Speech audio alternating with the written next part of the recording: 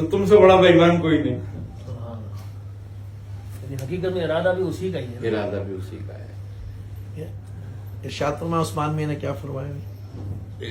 میاں صاحب فرماتے تھے کہ بیٹا مرید پیر کے ہاتھ میں جب ہاتھ دے تو سمجھ کے میں نے اب رب کے ہاتھ میں ہاتھ دے دیا. سبحان اللہ. اب اس کے بعد بھی وہ اپنی مرضی چلائے تو اس سے بڑا منافق کوئی نہیں. اب مرضی کہاں رہ گئی؟ اب تو ساری مرضی سارے ارادے ختم کر دے اپنے. رب کو حوالے کرنے کا مقصد کیا ہے؟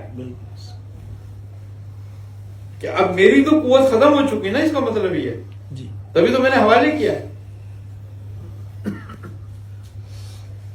یہی وسیلہ ہے. سلوک میں بھی پھر وہ باقی نہیں رہتا اگر وہ اپنی مرضی ختم نہیں کر رہا، آگے سلوک ہی نہیں ہوتا. اس لیے کہ تجھے تو اس راہ پر جس راہ پہ تو آیا ہے سلوک کی، اس میں تو ساری باتیں تیری مرضی کے خلاف ہوں گی. اس میں تو ساری باتیں تیرے ارادے کے خلاف ہوں گی. تو ایش چاہتا ہے، اس میں ایش نہیں ہے. تو مال چاہتا ہے، اس میں مال نہیں ہے. تو سب کچھ تیرے مرضی کے خلاف ہوگا ماں کو سلوک میں. ہاں. اب وہاں تو تعبیر لائے گا کہ میں نے بچے پالنے، تو بھائی پھر پہلے تو بچے پال، بعد میں سلوک میں آ جائیو.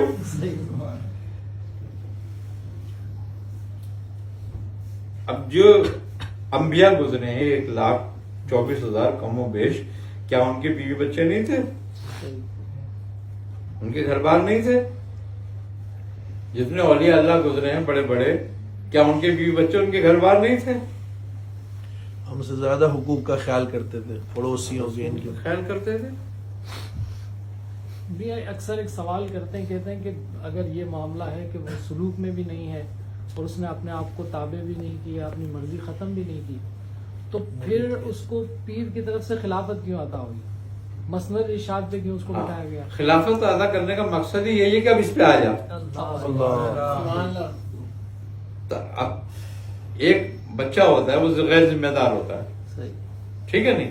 اب ماں باپ کہتے ہیں کہ بھئی یہ بہت غیر ذمہ دار ہے، بہت لاوالی، اس کی شادی کر دو. یہ ذمہ دار ہو جائے گا بالکل. اب دو ہی باتیں ہوتی ہیں اس میں، پھر یا تو وہ گھر جا کے بیٹھ جاتی ہے یا وہ ذمہ دار ہو جاتا ہے.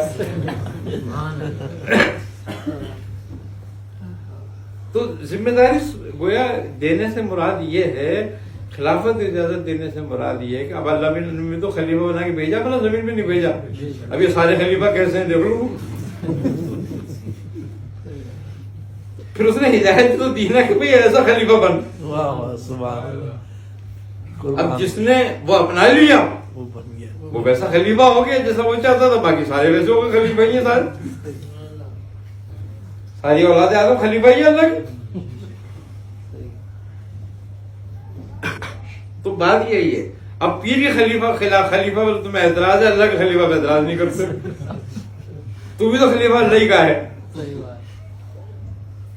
پھر تو نے کیوں نہیں اپنایا وہ راستہ جیسا وہ چاہتا تھا خلیفہ ہونا؟ اب تو فرشتوں کی بات پوری کر رہا ہے نا، جو انہوں نے کہا تھا کہ فضا پھیلایا گیا دنیا میں جا کے.